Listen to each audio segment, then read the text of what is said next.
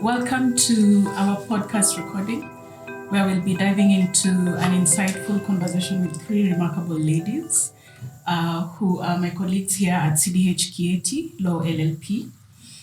I am Lydia A. I am a partner specializing in real estate law and real estate practice. Joining me are... My name is Stefani Wanjeri. I'm an associate in the corporate commercial department. I'm Rizichi Kashero-Ondego. I'm a senior associate in the corporate and commercial department. My name is Nicole Mutung'a. I am a trainee in the corporate commercial department. Thank you, ladies. This podcast is a special part of our law firm's celebration of the International Women's Day 2024, themed Inspire Inclusion. And I need to get this right, so allow me to read. As we commemorate this day, we are honored to amplify the voices of women who are paving the way for greater diversity, equity, and inclusion. Inspire Inclusion serves as a powerful call to action to recognize, celebrate, and uplift the diversity of women's voices and experiences, and to provide equal access to opportunities and resources. So before we get started, ladies, let's just take a moment to shake off the nerves. Yeah, someone once told me that a good tongue twister works wonders in just easing the tension. So please indulge me. Yeah. Let's try this together. Okay, pass it on. Yes.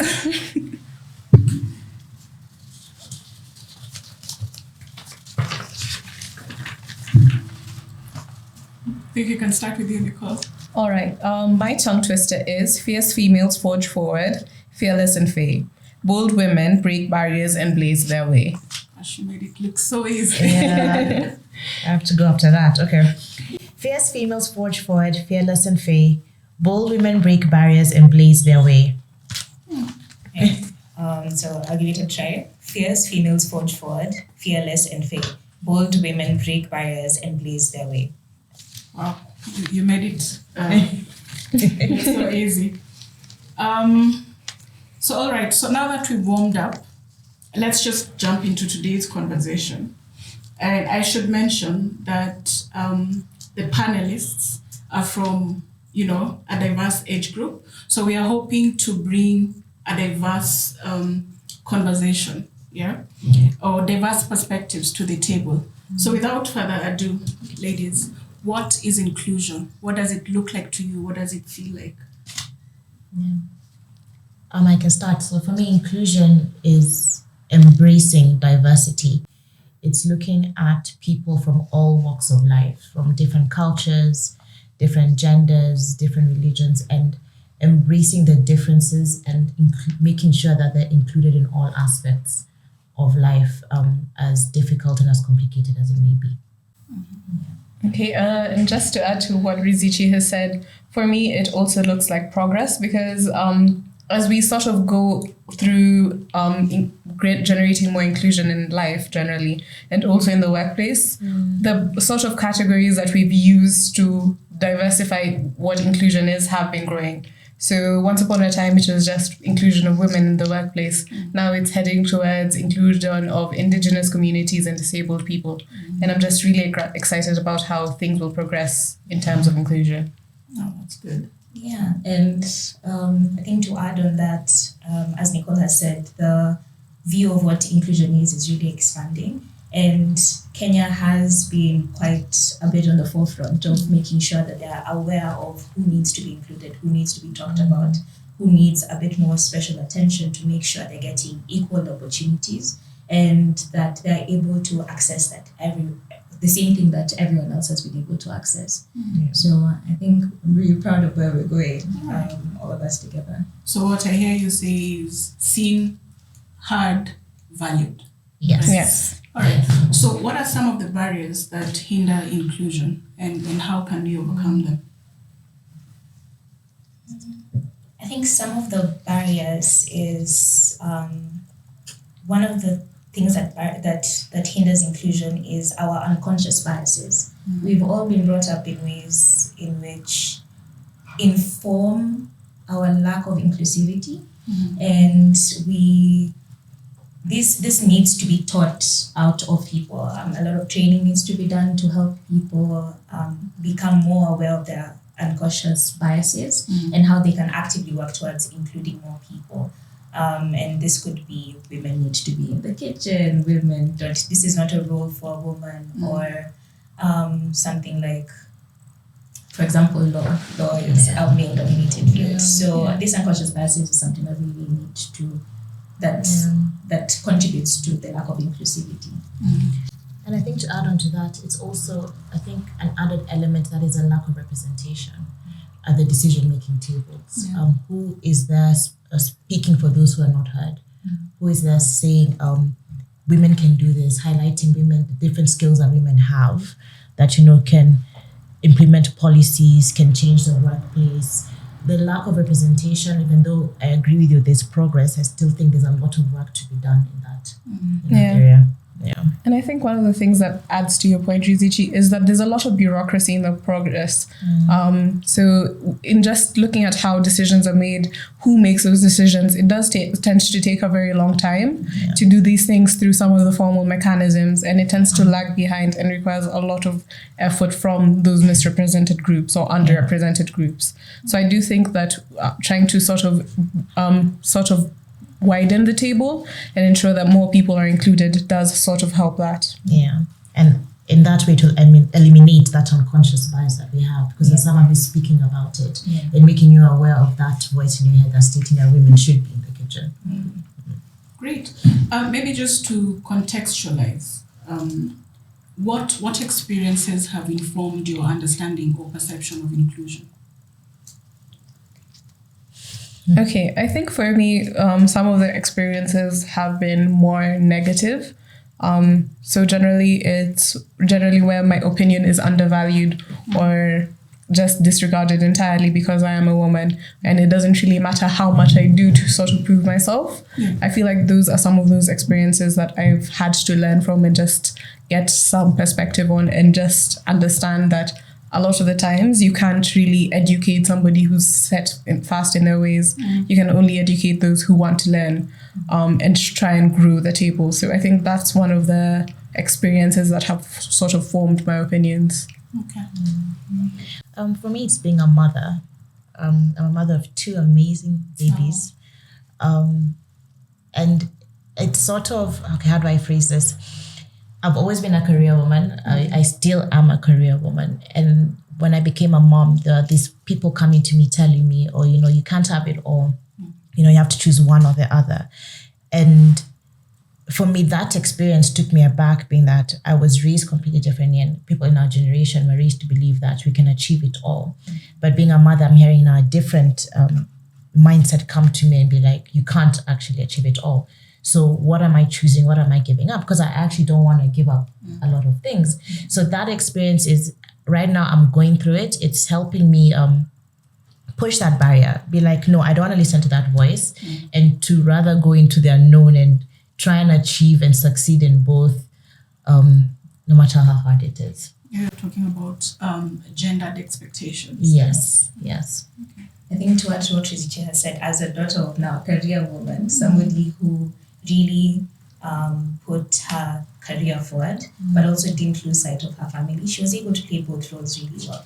And your family learns to adapt to you, and you adapt to your situation, and you don't have to settle into the norms that the society has put in for you. So she was a really big role model for me, and I think working in such an environment where we have people like Rizichi who are able to do it all, and being in a firm with a lot of female-led departments, it's a really big inspiration in that despite the fact that the world is not inclusive or supportive of women and their careers and climbing the social ladder, it is being done and it is possible. And there's a lot of inspiration for all of us out there. Interesting for me, when we talk about moments that shape my understanding of inclusion, I would say moments that garner significant attention just because it's a woman who did it. Like a woman inspecting a guard of honor. Oh my God. or a woman designed a motor vehicle, or that would be a big deal. Or a woman holding a high rank in a military, position. It just goes to demonstrate how much it takes to defy the norm. So those are the moments that really stand out for me. So how do your experiences as a woman dictate how you show up and express yourself at work? And I want to start with you, Rizichi. I think women are amazing. Yeah. Let me tell you. Yeah. We have so many skills, different skills. We're juggling a lot, actually. And that ability to juggle us being mothers, sisters, daughters, and usually we have to play a lead role in these things, helps us also juggle a lot in the workplace. Those skills that we have at home can also be brought to the workplace. And I actually advocate that this thing should be added in the CV. Yeah, your ability to, be a mom, take your children to hospital, play, do art, drop them to school, be there for them emotionally. At the same time, you're recording a podcast, you're leading transactions. That juggling element takes a lot, and it's a skill that should be highly valued in women, and that can work well in the workplace. And don't forget being nominated for... Oh, yes. Young Lawyer of the Year. Yes, last year. Power to you. It's Power to you. Yeah, it's like a pat to my back. The hard work, has paid off. Well done. Yes, thank you. Yeah, I think our innate features, the femininity, the empathy that we have, and the ability to bring people together is really valuable in a workplace, in that you're able to deal with all different personalities in your team and bring people together. So you become like a small family. And that's a role that women are able to play really well, but also different people from different backgrounds. If you're able to pick someone from, I remember in university, I came from a high school that was very all very one-minded. And I went to university where there was a lot of different people from different cultures and backgrounds. And it was a culture shock for me, but I left there with so much knowledge and such different perspectives. And that's what inclusivity does. It allows you to have a lot more different perspectives, a lot more experience in your team, different skill sets being brought in, and perspectives that could really grow your team or whatever work that you're doing, or the space that everyone is in. I like that you mentioned that, because I was going to ask what collective feminine traits demand inclusion. Because I know we are all different personalities, as individuals, but there must be a collective trait, that demands inclusion in respect to women. Nicole? Okay, so for me, I think it's also been trying to reconstruct what I take as being a woman in the workplace, and trying to sort of do what Rizichi is doing very well, and try and have it, figure out how to have it all, how to have a family life and how to have a career. So I do think that it takes a good bit of work on your part to sort of decide how you want to do something and what you want to do. So I think that's the way it manifests for me in the workplace, because it's very easy to sort of slip back into some of these expectations that have been decided for you and not really examine them and decide what works for you. So I do think it takes a bit of self-reflection and trying to decide what is it that I want to bring that marks me as a woman, because a lot of the time you're sort of told to sort of stifle those parts if you do want to succeed. But I think you can have it all in that aspect where you bring in what you want to bring in and what femininity and womanhood means to you. You've actually made a good point, which actually leads me to the next question. What concrete steps or practical steps can women take to inspire inclusion? Okay, so for me, I think the first thing is just creating the space to elevate and lift more women up. And not only women, other people as well. I do think it takes a lot of active work to sort of defy those expectations and to defy the norm. So it requires a conscious effort on our part. Some of us who are in the earlier stages of our career should be thinking about this.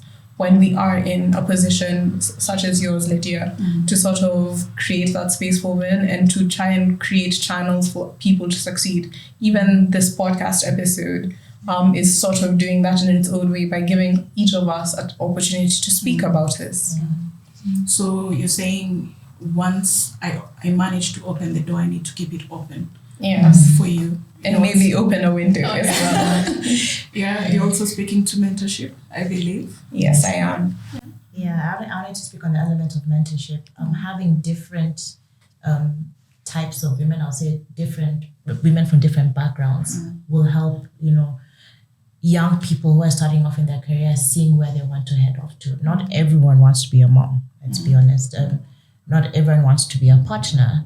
So having those conversations and providing the platform for someone to be open and to decide what they actually want for their life. Without judgment. Yeah, without judgment, and understanding them and having policies that provide different aspects that allow these people in their careers to grow, I think also. That's a very good point. Would help. I think just to add to what Rizichi has said, as a woman now who's made it to a point where her voice is being heard and she's being considered, I think it would be important to now be the voice for those who are not yet there and those behind you to make their path easier. So if it's implementing policies in the workplace or at a national level, the women who've made it to a point where they're heard should be the loudest voices. They should be shouting to make sure everyone else gets the chances or the opportunities that they weren't able to get. I'm going to ask a question around the point that you've made in terms of, but we can pack it for later. Because at this point, I just wanted to know which women inspire you in terms of their initiatives, what they're doing to inspire inclusion. Can you think of anyone? There's a really young girl called Greta Thunberg, and she is one of the loudest voices I've ever had.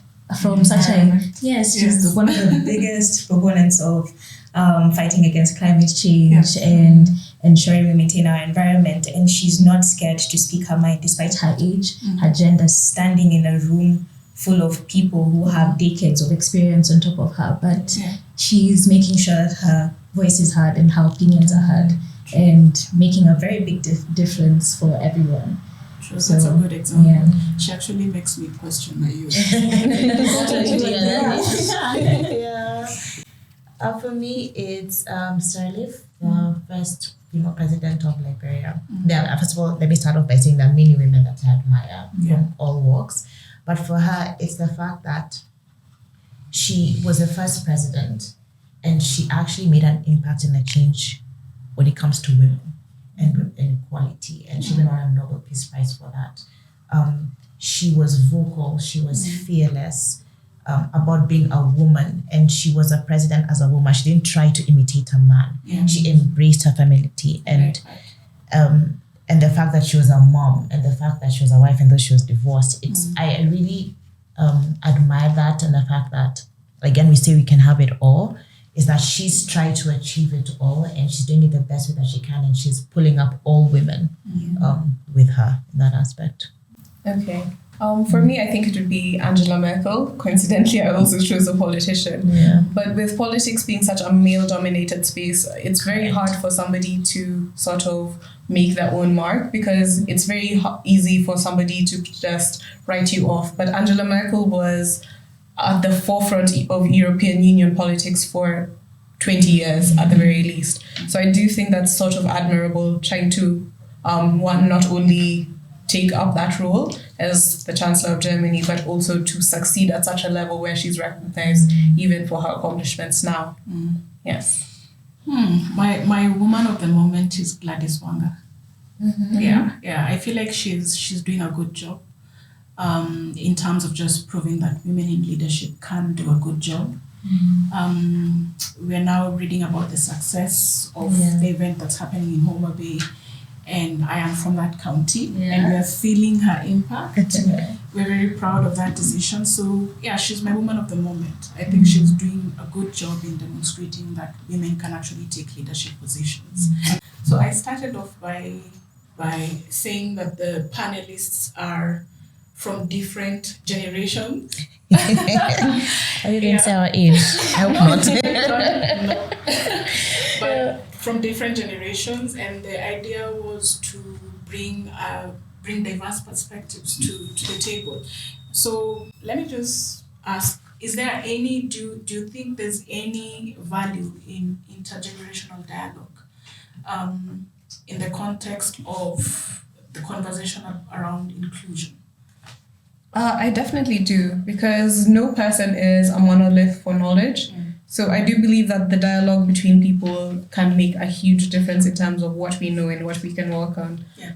There are things that I could teach everyone here, and there are things everyone here could teach me. So I do think that having these conversations and just also sometimes understanding the history behind some of these problems is very important, because you may try and do something, but if you've not consulted with somebody older than you, you might just do something that they know didn't work, or it's something that they know isn't feasible. So I do think that it is very important to sort of have those conversations amongst different generations and amongst different walks of life. I think they usually say wise men learn from their experiences and wiser men learn from the experiences of others. So it's important to have conversations with those who've been in places where you want to go or doing what you want to do, so you can understand how they got there and what you can do to get there as well, or what different steps you can take to get where they are. Plus, it's also for those who are ahead of us, or for those who are older or more experienced than us, for them to understand why we do what we do. Yeah. Sometimes you talk to people and there's such a generational gap. Yes. And you're just like, I don't know how to communicate to this person. But when you're open to speaking to the younger people, getting their ideas, they feel more valued, more included in decision making, and you're able to make decisions that are more relevant to them, and the trend follows. They'll make decisions that are relevant for those who are behind them as well. So it helps ignite the spark of inclusion, which will be replicated down the line as well.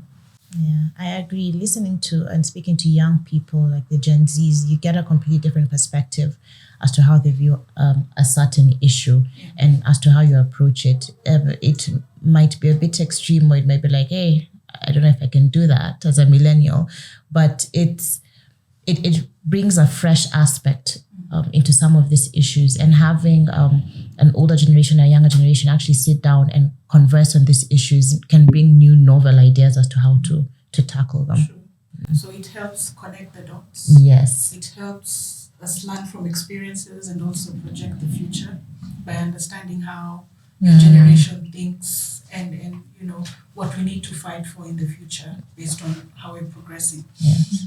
That's good. And also maybe just because you started by saying you're the daughter of, I hope I got it right, a corporate woman. So you've been able to watch, right from home, how to balance the two. Yes. Yeah, and how to also conduct yourself, and that you don't lose yourself as a woman, but you're able to make a very big difference in whatever position that you hold. Okay. Yeah. So back to the point that you raised, how can women have visibility?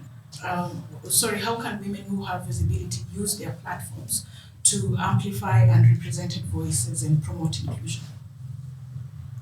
I think speaking back to one of the qualities that women have is that we are able to have very real conversations with people, and people open up to us. So we should use that ability to go back and talk to those who are not included, those who feel unrepresented and unincluded, and be the voice for them if we can. So if it's as a trainee, you come in and you feel like something is happening to you, don't know who to talk to. As an associate or a senior associate, you should be able to come to us and be like, this is what I'm going through, this is what I'm feeling. And same with Lydia as a partner, I should be able to walk into your room, your office, and be able to voice the issues that I have. So having an open door, being willing to listen and taking action on the issues that you're seeing should be able to help foster that inclusion. True. What I just wanted to say is just do it, basically. One of the women that I admire, the ones who just took that step, applied for that job, spoke when they were not supposed to speak, acted when they were not supposed to act. Doing something, you don't know how it's going to impact someone who you don't even know that they're watching you. Yeah. So when you feel the fear of, I can't do this, or I can't speak up, I shouldn't speak up, knowing that actually just taking the step and actually doing it impacts a lot of women who are watching you, people from all walks of lives. Yeah, that's for me is my motto. Just do it. Yeah. And I agree with Rizichi on the point that you do have to sort of be willing to take the steps. I don't think you should ever disqualify yourself from a room before you've even tried, because if you decide to apply for that job or to speak at that conference or whatever it is that you might be afraid to take the first step, it not only helps you in the future, but somebody else in the future could be looking at you and say, hey, she did this and it is possible. And that can inspire them to take their own future steps that may result in them being the first in their field or in whatever they choose to do. So I do think taking that first step and also being unapologetic about it is a very big thing that people with that visibility can do. Yeah. You're reminding me of a very famous woman in Kenya whose name I won't mention, but what you said, just do it. Her mantra is, do you, the world will adjust. Do you know this woman? She's very I like it. She speaks about life generally, her experiences as a woman, through marriage, through divorce, raising her kids. And, you know, when you scroll through her comments, you can sort of like, you know, feel the male dominance coming out, the judgment coming out. But what I like about her platform is that she allows us to have those hard conversations, which makes a big difference. And she's really using her platform to force those conversations to happen. So I like that about her. Who's this? Okay. Okay. All right. So, so since we are having this conversation in the context of a law firm, are you aware of any policies in Kenya that promote inclusion? Or would you recommend any policies? I know of KEPSA has implemented a policy for equality when it comes to women in the private sector. And it looks at embracing diversity and inclusion of women and encouraging organizations in the private sector to implement such policies. I've not heard much about it. I just know it was implemented and passed, but I thought that was very interesting in the sense that that's also what I'm passionate about. Creating policies and, you know, speaking and inciting conversations that encourages organizations to embrace inclusion and equality when it comes to women from different walks of life. Yeah. I think we also have the youth and development policy that really focuses on including the youth when it comes to equal opportunities, when it comes to the workforce, including them when it comes to making decisions, in relation to creation of other policies and generally how the country is going. So recognizing them as a key player and decision maker in basically almost any other policy that's being implemented or regulation or law. So I think that's a good step. Okay, for me, I had picked something very similar to Stefani. I had picked the youth division of the ministry. Yes, so I do think that just sort of having people's voices sort of amplified and creating an official space for them is very important. I know in Australia that there's even a commission for future generations for people who can't speak up for themselves. So I do think like just taking the steps to include more policies and more spaces where people can be represented is a very big step. How about affirmative action? Do you think it's good for the country? I think it's an important step. I can't really speak to its success. That's very arguable, but I do think that even just saying, hey, we should have this gender balance for both men and women is very important, because a lot of the times we don't really think about those things until we're forced to. So you may not think about, hey, what's the age brackets that are in my firm, or hey, what is the racial balance in my firm? So I do think that these policies do tend to think towards the future, and their success will be seen over the long run, because I don't know whether we've given enough time for it to take its course. it highlights what the problem is and where the problem is. Yeah. Basically, to summarize like what you're saying, it helps us focus on what needs to be done. The fact that it may not be successful even now highlights a greater issue as why is it not working? Why is it not successful? What do we need to do? So it helps raise and bring up those conversations. I think what might help it become more successful is for people to stop looking at it as a token system. Yeah. In that we need to tick a particular checkbox for, we have X ratio of women in our company, X ratio of people with disabilities, from marginalized communities, and view them more as, why do we actually need these people in our company? What values, what extra skill sets are they bringing in? So this might help the adoption, or for people to see the value of affirmative action. Yeah, that's interesting, because I remember I don't know if you guys recall, but there's a time there was a very serious debate in Parliament about the gender role, and some of the comments made there, were about women being lazy, what you're saying about the token system. And there's no need for affirmative action of the gender role because we have the ability, to operate within the same space as men, especially in politics. Quite debatable. It was quite interesting to follow the conversations during that debate. But looking ahead, what do you envision as the future of inclusivity? And I want to start with you, Nicole. Because you're the future. Okay, so for me, the future of inclusivity, I genuinely don't have a vision for it, because I do know that my vision of inclusivity would be based on what I've experienced. It may not be a realistic portrayal of what needs to be done in the future. So I wouldn't really say I have a strong vision for it in terms of what needs to be done or who needs to be included. But I do know that there's a lot of room for growth and for us to sort of adapt to change, because a lot of the time change is happening around us and we may not be always willing to adjust. So I think just allowing that space for that growth and to adopt that mindset is very important. Yeah, I see policies that have been implemented in the private sector that allow women to achieve what they want to do, when they want to do it, and how they want to do it. I know that's not going to be easy because it's several conversations at all different levels have to be had, and that's what I foresee. Yeah. Any thoughts? My ideal future is that inclusivity should be easy and effortless and adaptable. The way Nicole has said, things are constantly changing, and we should be adaptable. Our policies should be adaptable to the changes that are happening.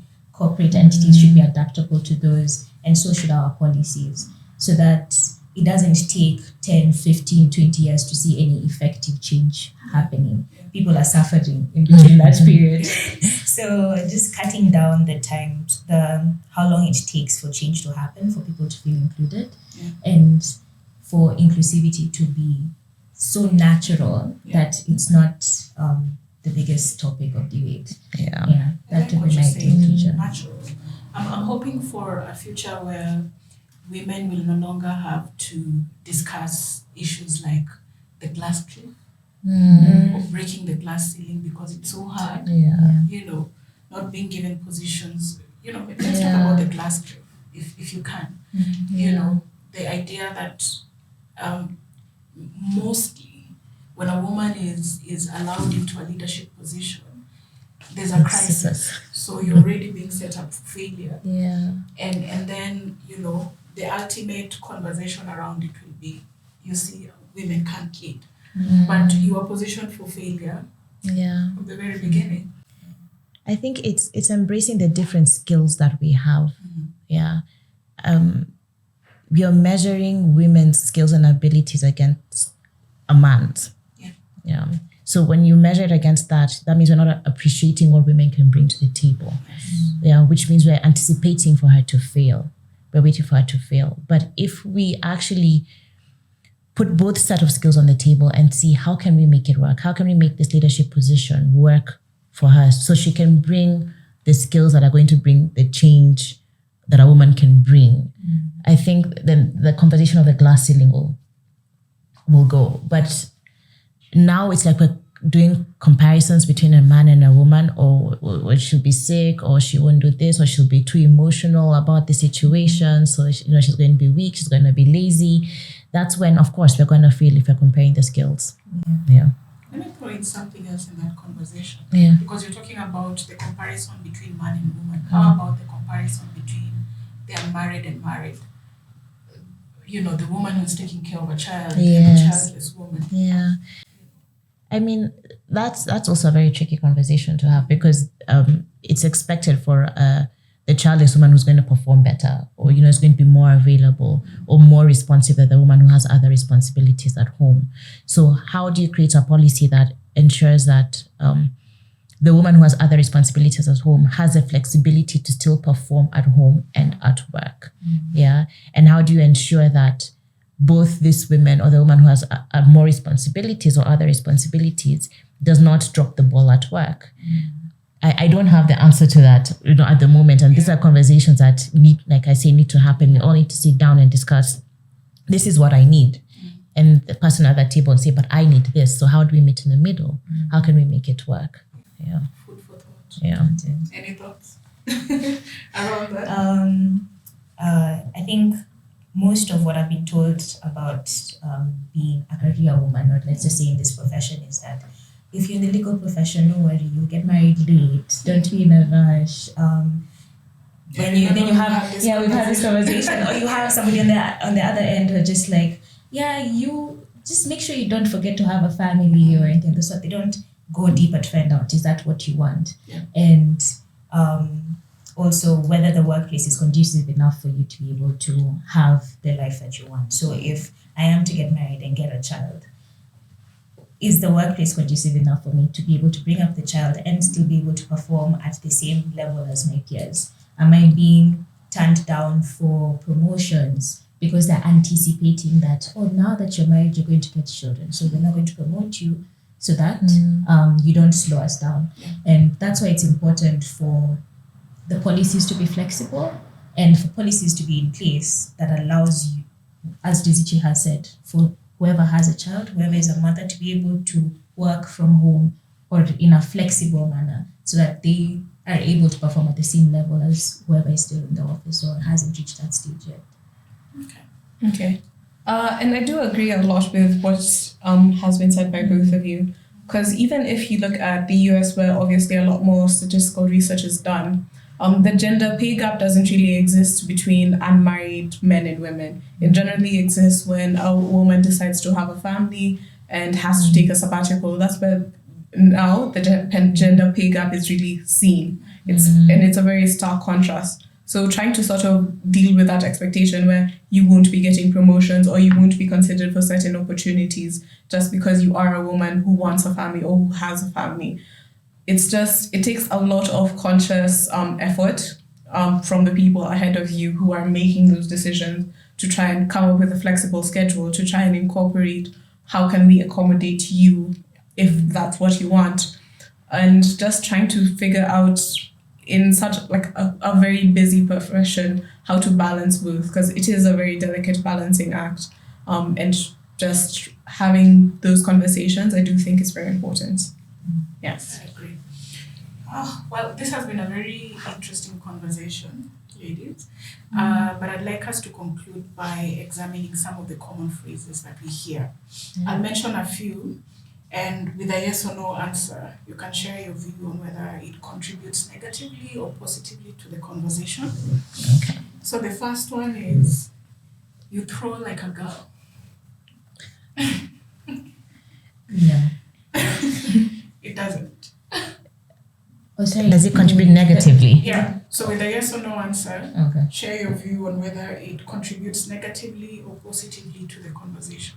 The conversation around Inclusion. I think yes, I throw like a girl. That's my skill. That's my skill. I throw like a girl. So, yeah. That's interesting. Mm. I didn't expect you to see it that way. Mm-hmm.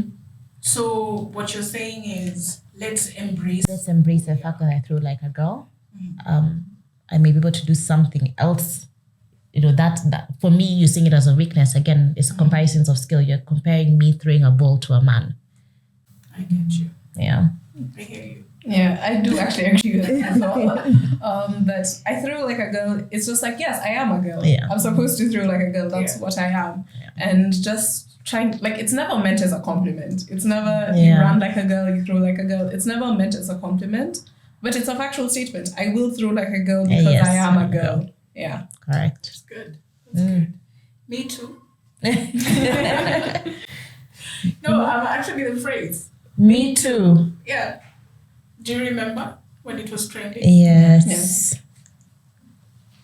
What were your thoughts about it? Did that The Me Too contribute movement. to the conversation in a positive way or in a negative way? I think it contributed in a positive way because it was women speaking out against men in such high power positions who took advantage of their positions to do whatever they wanted with whomever they wanted. Yeah. And women finally found their voice. And it started with one woman who paved the way for another and another and another, and all their voices were heard and action was actually taken due to a few people speaking up. So I think it contributed positively. And I think it actually speaks to the question that we covered on visibility. How a woman who has visibility can use her platform, to inspire these conversations or to move these conversations. Because these were high-profile women, talking about the issues that they faced, So I liked it. I think it was a very positive move. It gave women a voice. Yes. Yeah. I also think it highlighted a larger systemic problem. Yeah, I do think that the fact that it showed that it was so widespread within certain industries, such as the entertainment industry, is a very good thing because unless people talk about it, you may not know that the problem is there, even if people are suffering. And while high-profile women were speaking out about it, it also was still happening at that point to lower-profile women. So I do think it's very important. Okay.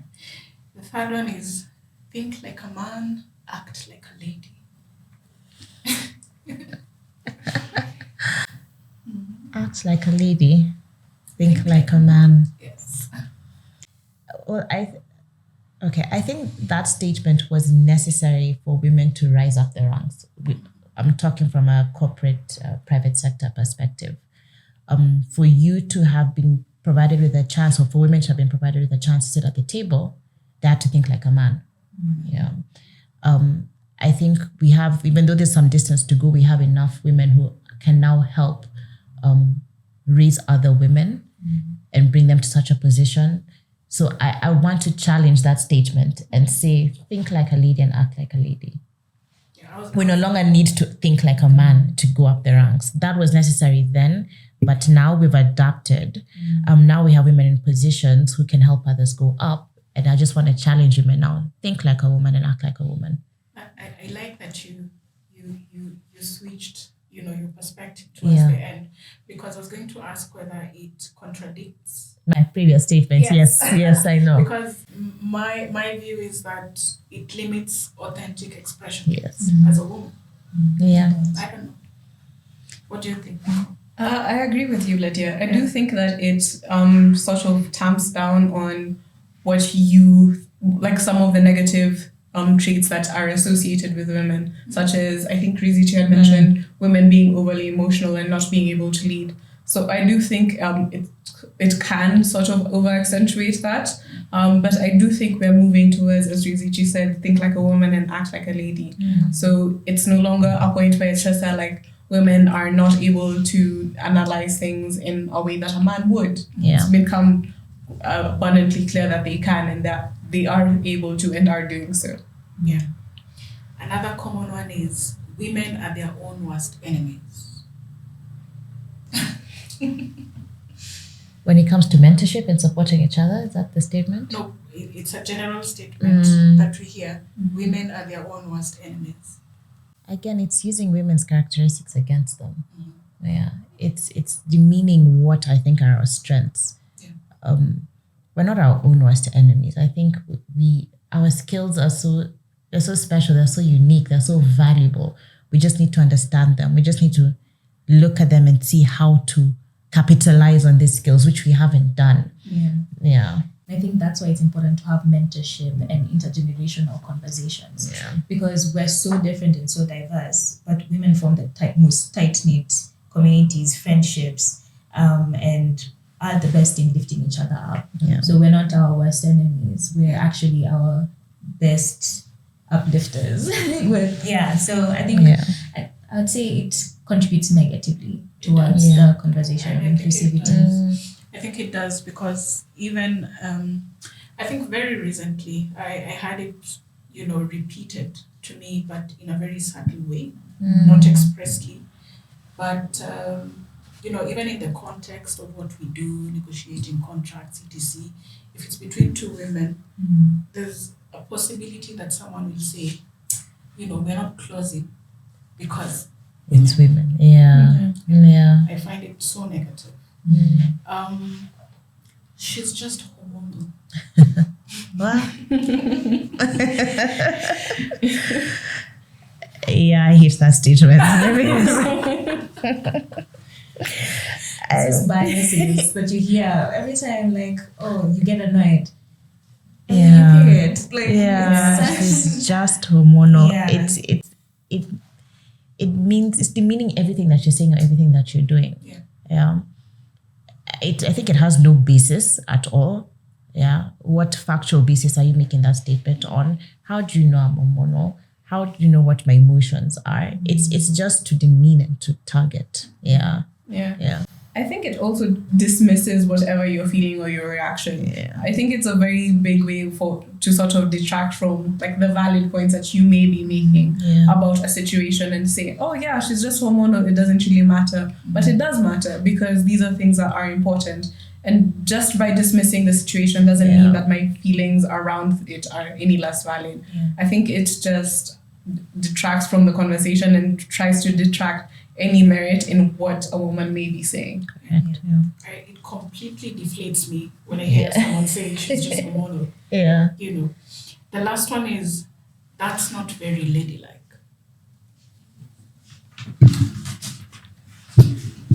I mean, you never hear anybody say that's not very manly to a man. I think being a woman and being a feminine person is individual. It's very different between me, Nicole, and Rizichi and you. So it's generalizing everyone into one packet and telling you have to act a certain way. But I'll express myself differently from you and from anyone else. So it's just putting all women into one box, and all women have to act in a particular way. True. I agree with you. I do agree. Because womanhood means something for me, and the definition doesn't have to be the same for everybody else. I can sort of decide what femininity means to me, what womanhood means to me, and how I choose to express it. So saying it's not very ladylike sort of takes away from that choice for me. All right. Are there any other phrases you know of that you completely disagree with? Men will be men. Oh, now I'm pushing it. I don't think you're pushing it. I do think that, boys will be boys and men will be men. I think it sort of tries to detract from the accountability for their actions, because you'll never hear that being used in terms of women or girls. I've never once heard somebody say girls will be girls. You're sort of supposed to take a responsibility for your actions and actually acknowledge that the impacts, positive and negative, from your actions. So I do think that it sort of just dismisses any responsibility and tries to not hold people accountable for their actions, even if they should be.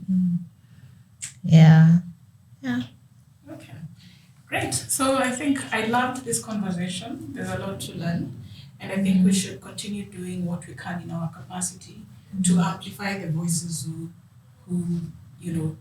take initiative toward inspiring inclusion. Thank you so much. I think we should continue this conversation. We should continue having roundtable conversations toward the mentorship that you're talking about, because there's a lot to learn and there's a lot to unpack, for all the generations. Yeah, so at this point, I think we will conclude, unless you have any last words. Let me say thank you, Lydia, for encouraging us to come here and speak, to hear different points of views from these amazing colleagues. It's just thank you. Yeah. Thank you so much.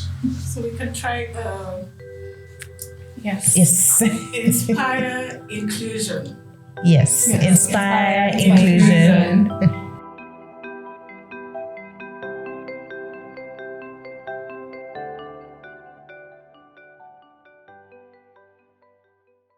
The views and information expressed are those of the contributors at the time of publication and do not necessarily present those of the firm. All content is provided for general purposes only and does not constitute legal advice. We make no representations, warranties, or guarantees, whether expressed or implied, that the content on our podcast is accurate, complete, up-to-date, or reflects the current law. We accept no responsibility for any loss or damage, whether direct or consequential, arising from reliance on the information which is presented here.